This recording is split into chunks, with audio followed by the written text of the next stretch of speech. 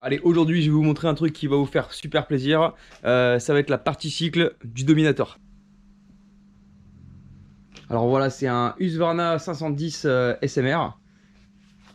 On va récupérer toute la partie cycle et on va la mettre sur le Dominator. T'es contente? Ouais. Évidemment, vous vous en doutez, cette machine ne fonctionne plus. Voilà, je l'ai racheté à un pote qui m'a dit qu'il n'a pas utilisé beaucoup au final, mais qu'il y a eu un problème sur la moto et il n'a pas su il a pas su ce que c'était et il a laissé tomber. Et du coup, moi je suis passé derrière, il m'a dit qu'il me la vendait. Et donc du coup, j'ai demandé s'il avait des factures. Il m'a dit qu'il avait des factures que de pneus arrière. Ok. Du coup, j'ai un peu démonté la moto pour voir un peu quand même ce qu'elle avait. Et en fait, le faisceau électrique a partiellement brûlé. J'ai regardé sur internet combien ça coûtait. C'est un bras, une jambe, un rein. Et du coup, je me suis dit, bon, bah tant pis, je vais la démonter. Je vais conserver la partie cycle parce qu'elle est vraiment géniale. Et on va en faire quelque chose, quoi. Donc là, on a une fourche inversée en diamètre 50, réglable, de marque Marzocchi ou Marzocchi. Marzocchi, on va dire. Avec un gros étrier Brembo axial. Là où j'ai vu, il y avait un mètre cylindre aussi, axial Brembo. On a un bras oscillant alu avec un freinage arrière Brembo aussi. Et un amortisseur à gaz. Donc ça c'est cool, on va essayer de le conserver.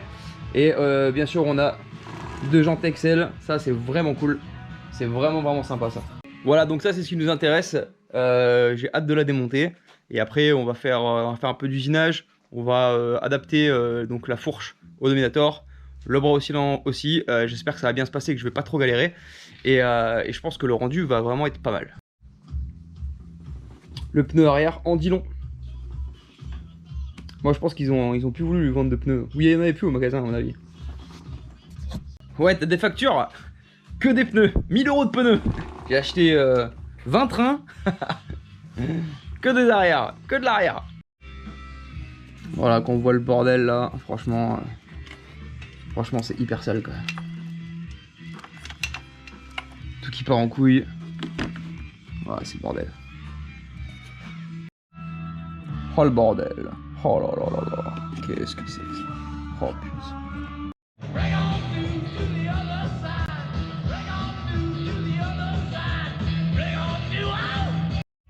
Voilà, c'est la fin de la journée pour moi, j'ai tout démonté. Je suis trop content.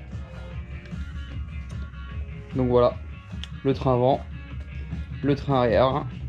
On a gardé l'essentiel. Maintenant, il n'y a plus qu'à adapter. On va voir comment ça va se passer. Je suis assez content parce que le bras oscillant a l'air moins épais que l'origine sur le Dominator. Et la colonne de direction, c'est cohérent aussi. Elles ont la même hauteur, donc c'est vraiment chouette. Je pense que je vais pas trop galérer. Bon. Voilà, le petit Dominator sur le pont. Avec cette petite partie cycle qui l'attend bien sagement. Bon, c'est cool. Alors là, ce qu'on va faire, pourquoi on monte la partie cycle d'abord et on soude, on coupe rien, on disque rien, c'est d'abord pour pouvoir faire tous les tests. Comme ça, au moins, on se fera beaucoup moins chier. Parce que si on commence à couper et à souder, il n'y a rien qui va aller quoi. Donc d'abord, on met la partie cycle. Comme ça, on aura les empattements qui vont aller avec la partie cycle. Et après, on disquera.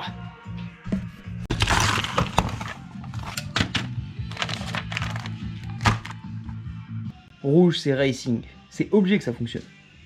Par contre, là, il va falloir que j'investisse dans un antiparasite rouge.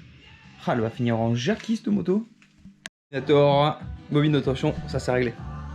Impeccable. Bon, aujourd'hui, on passe aux choses sérieuses. On va monter la partie cycle sur le Dominator.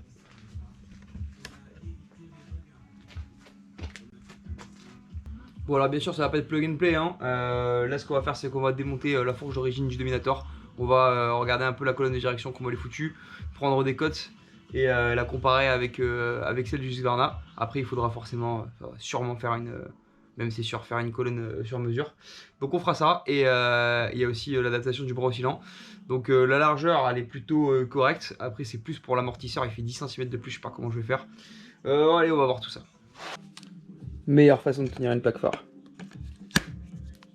Et de l'enlever aussi. Voilà, on a enlevé toutes les merdes. On va enlever la fourche là, on va lever la moto.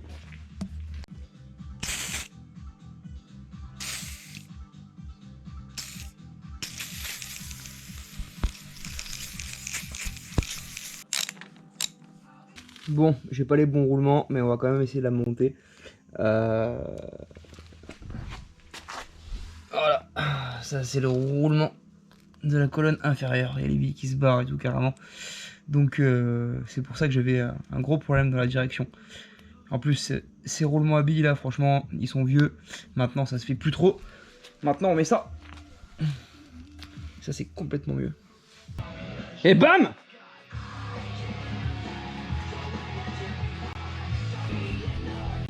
Bon, franchement, ça défonce. Franchement, ça tue. Ça nique sa race. Bon, est-ce qu'on se ferait pas l'arrière?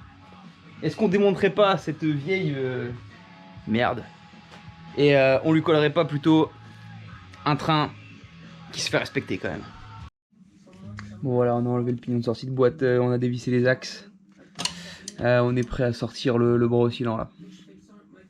Avec ma béquille de qualité. Voilà, le nouveau bras. Donc ça c'est l'axe d'origine. On voit qu'il est carrément plus petit que celui-là. Donc du coup on va devoir refaire des entretoises sur mesure, ça c'est sûr. Et l'écartement ici, on va le mesurer de suite. Voilà, tac. On est à peu près, allez, 20 et demi. On va essayer de voir sur l'autre. Combien on a sans le guide. On va prendre de l'autre sens carrément.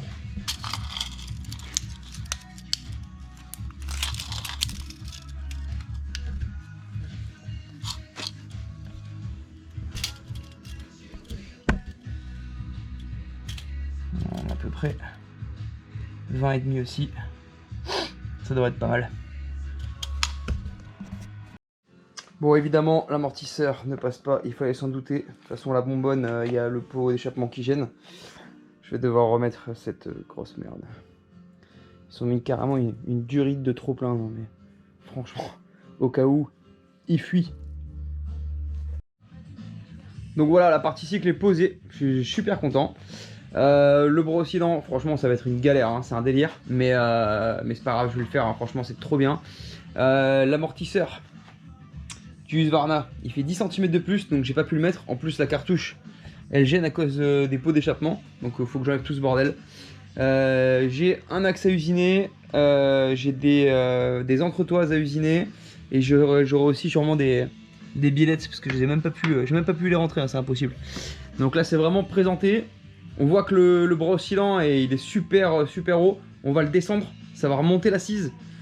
Donc voilà, c'est pour ça que je vous dis, à chaque fois que vous montez des pièces, comme des fourches ou des bras oscillants, ça sert à rien de couper, sinon ça va être le bordel. Voilà, franchement, ça claque. Donc on va redescendre le bras oscillant et on va démonter on va redémonter donc toute la partie cycle en fait, hein. On va récupérer la colonne de direction du dominateur d'origine. On va l'envoyer en usinage pour que la colonne de direction du Husqvarna aille parfaitement. Colonne de direction 9 évidemment.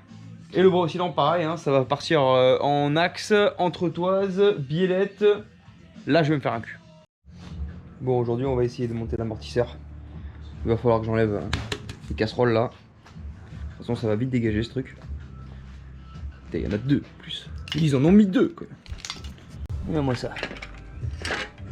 Oh putain. Abusé.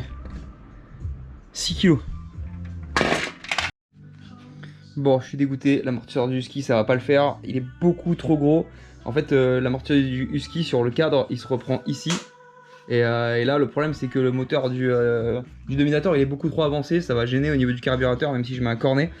Et puis même là, la biellette, là, il manque 4 cm, ça va pas le faire. On va essayer de trouver un amortisseur plus performant, du coup, pour le dominateur. J'aimerais bien acheter un truc un peu ferme, quoi. Parce que là, franchement, ça, c'est une merde. Bon, on a un petit souci avec l'amortisseur. Ça continue les problèmes. Ah putain, le son, là! Voilà, on y est. Donc, il faut que je transforme ça en ça. Ou plutôt ça en ça. Putain, c'est vraiment la camelote. Alors voilà, j'ai usiné ma pièce, ça y est, elle est mise dedans. J'ai gratté 3 mm de chaque côté, c'est pas énorme, mais c'est passé. Sauf que là, donc du coup, l'amortisseur d'origine est en place sur les fixations d'origine. En fait, il a toutes ses fixations d'origine, comme si le bras oscillant était d'origine. Sauf qu'on a un petit problème, c'est un problème d'inclinaison. Voilà, donc moi j'ai l'impression que le bras oscillant il est beaucoup trop comme ça, il faudrait le remettre un peu comme ça. Sauf que le problème c'est que on va devoir soit jouer sur les billettes, soit sur l'amortisseur.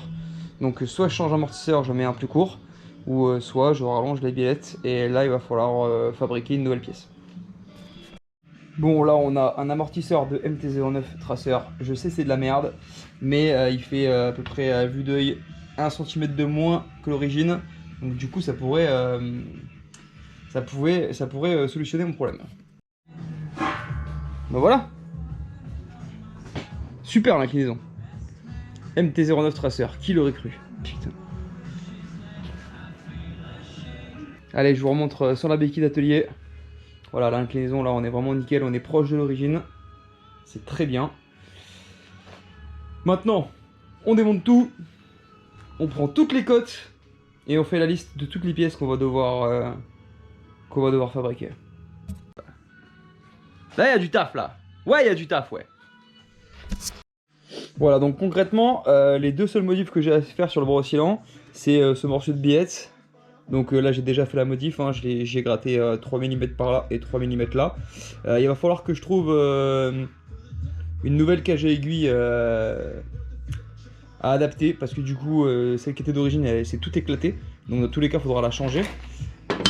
Donc ça, c'est l'axe du bras oscillant du Husqvarna, qui est vachement gros. Donc je sais pas ce que je vais faire. Est-ce que je change l'axe ou est-ce que j'arrive à trouver un roulement à billes qui va faire le taf? Deuxième modif, ça va être au niveau de l'axe. Moi je vais essayer de conserver mon axe d'origine. Ici là on va devoir mettre une autre entretoise ici et ça va être la seule modif. Donc là c'est pas trop compliqué. Bon, je me disais bien que je disais de la merde. Là il va falloir trouver des entretoises plus petites, parce que l'axe il nage dedans. L'axe il est trop grand, il est trop petit, donc il va falloir trouver exactement ça, mais en ce diamètre là. Voilà, donc là on voit bien mieux. Ça c'est une des deux entretoises du bras oscillant. On va devoir créer une entretoise ici aussi, et ça c'est l'axe d'origine. Donc on va clairement 15 jours. Ça va pas être trop compliqué à faire cette modif. On fait un petit point rapide là sur le bras oscillant. Donc les modifs, je les ai marqués ici. J'ai repris toutes les cotes de tout ce que j'ai besoin ici. J'ai besoin de 2 entretoises en acier. J'ai besoin d'un axe en alu et de 2 billettes, enfin de 2 entretoises pour la billette en alu. Donc il va me falloir ça selon mes cotes, ça selon mes cotes, et l'axe qui rejoint ces 2 entretoises qui va ici. Voilà. Et on terminera par cette billette. Donc il faudra raboter cet axe là de 6 mm. Et ce sera terminé. Bon allez, on va s'attaquer à la fourche maintenant. On va continuer les démontages. Bon allez, aujourd'hui je vais vous montrer ce que j'ai foutu. J'ai repris toutes les cotes de la colonne de direction et des entretoises de bras oscillants. Allez, passez dans mon bureau. Franchement, il y a pire comme bureau. Alors, dans un premier temps, j'avais repris tout sur mon tableau. Voilà, grosso modo. Et du coup, j'ai fait ça au propre sur le papier millimétré. Donc, les 2 entretoises acier, l'entretoise alu, la grosse, et les 2 petites entretoises alu. Et là, j'ai fait la colonne de direction. Voilà. Bon, j'ai acheté une petite chinoiserie, j'ai pas pu résister. C'est un réservoir d'essence style café racer. Il était à 60 balles sur Mano Mano. Je me suis dit, allez vas-y, tu sais quoi, je l'achète, on verra bien. Parce que bon, à la base je voulais acheter un réservoir de XT500, mais là la blinde. Du coup, on va le sortir. Les avis c'était ouais, trop de la merde, bouchon en plastique, mal emballé, etc. On va voir. Hein. Bon, c'est vrai que bon, les trucs sont un peu mis à la rage déjà. Mais bon, moi je trouve qu'il est plutôt bien emballé pour l'instant. Et en plus il est peint.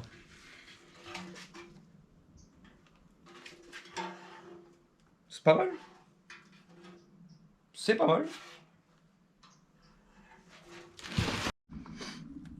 Franchement, ils sont vraiment similaires. Pour 60 balles quand même, c'est pas mal. Et ils sont quand même assez proches en taille. Après le litrage c'est le même. Bon, on va voir. Hein. Voilà le bouchon. Non franchement ça va. Franchement c'est acceptable quand même. 60 €, faut pas l'oublier. C'est hyper acceptable je trouve.